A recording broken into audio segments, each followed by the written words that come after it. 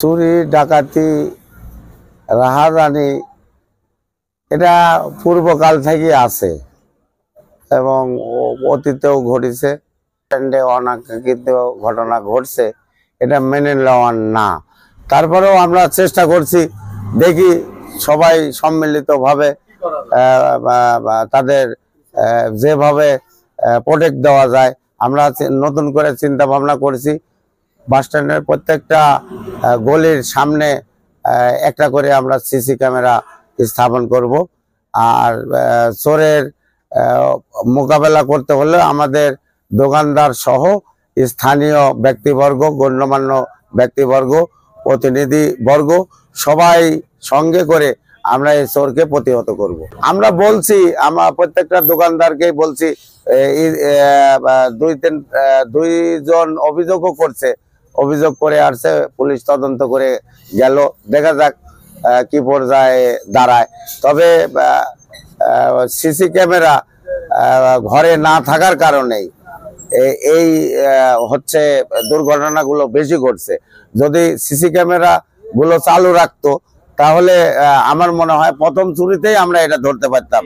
কিন্তু আসলে কারোই সিসি ক্যামেরা সঠিক না, এটা আমরা তদন্ত করতে যাই পেলাম যে কারোই সিসি ক্যামেরা সঠিক নয়, সচল নয়।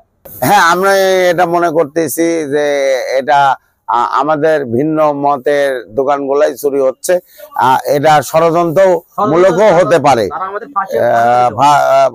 এই কমিটি, নতুন কমিটি হচ্ছে হেয় প্রতিপন্ন করার জন্য আমাদের হচ্ছে এগেইনস্ট প্রতিপক্ষ এটা ঘটাতে পারে, এটা অস্বাভাবিক কিছু নয়। প্রশাসন, অবশ্যই প্রশাসনের সহযোগিতা চাই। প্রশাসন ছাড়া তো এটা উদ্ঘাটন করা সম্ভব নয়। তাই হচ্ছে সার্বিকভাবে এটা উদ্ঘাটন থেকে এবং বিচার থেকে শুরু করে সমস্ত কিছু পর্যায়ে প্রশাসনের প্রয়োজন আছে। প্রশাসন আমাদের পাশে থাকবে ইনশাল্লাহ। তাদের বেতন কম, ঘাটতি একটু পরিলক্ষিত হয়েছে।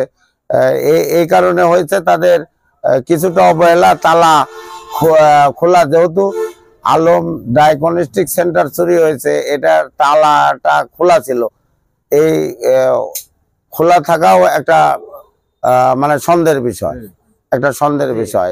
এটা তাদের বিভিন্ন ধরনের পরিকল্পনাও থাকতে পারে। যারা দোকানদার, সাধারণ দোকানদার এবং পথচারী আছে, তারা আপনাদেরকে কিভাবে সহযোগিতা করে?